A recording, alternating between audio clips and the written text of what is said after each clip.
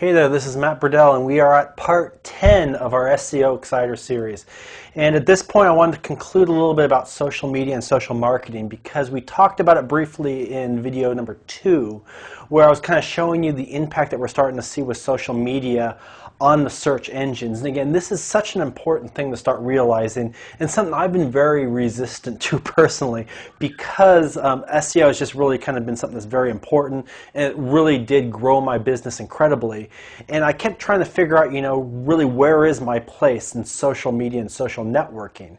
And it wasn't until I started seeing a lot of the SEO implications of this that I started to take a lot of notice. So I just wanted to go over a few of the different types of social media out there and how that they influence social or SEO. Now realize that when I'm talking about here, I'm not talking about social marketing. That strategy is entirely different, and that's about kind of branding yourself or becoming an authority. What I'm talking about right now are the ways that you can use social media to increase SEO specifically. Now, one of the big things, of course, are the social communities, and the social communities are places like Facebook and MySpace and LinkedIn and High Five and all of those type of things. Now, the best way for you to take advantage of these type of things from an SEO standpoint are to use your profiles.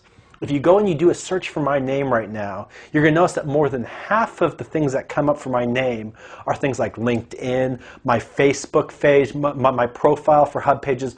All of these type of social medias are starting to dominate the search engines, and one of the main reasons is that when you go into these communities and you create these accounts, everything is always pointing back to your profile. So not only are you on Facebook, Facebook's not a great example because Facebook is not necessarily always public, but let's just say like LinkedIn, for example. LinkedIn is a little bit more public, and so if people come and find you, now all of a sudden you're going to see all of these pages pointing back to your profile, and from there you can put some, in the description, for example, on your websites, you can put anchor text-rich links back to your sites, as well as another link when it has, like your websites over there. Plus, of course, it has all the social marketing aspects to it, but I am finding that the profiles are one of the most highly searched and highly indexed things currently on the internet, especially for things like your name and your brand, and even that for your website name too. So I would just at a minimum go out and create profiles for all of these big ones. Another thing that's kind of big is bookmarking.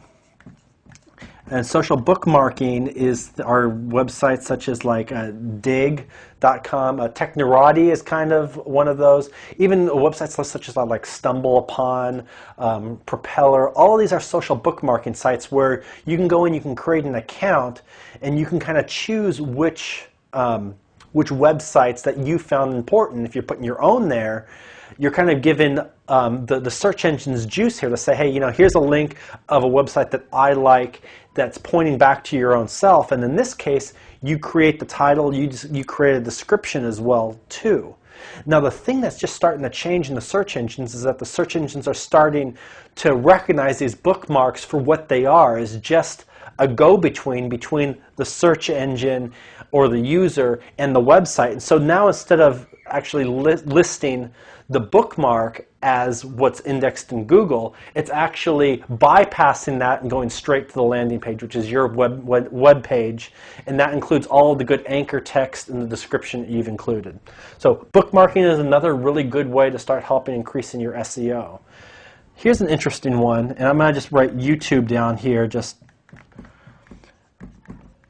but YouTube has kind of a implicit, or not really an implicit, but not an indirect effect on SEO. And one of the reasons why I say this is that there's not very much text involved with videos, right? But you do have power over your descriptions.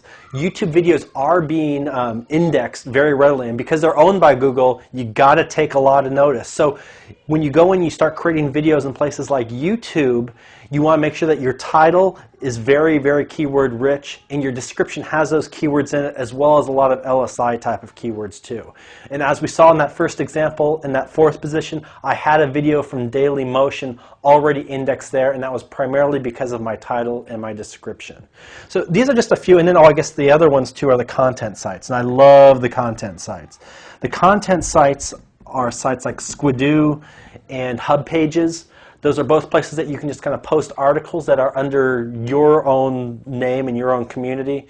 I especially like Hub Pages a lot, and as you saw, I got that one Hub page indexed.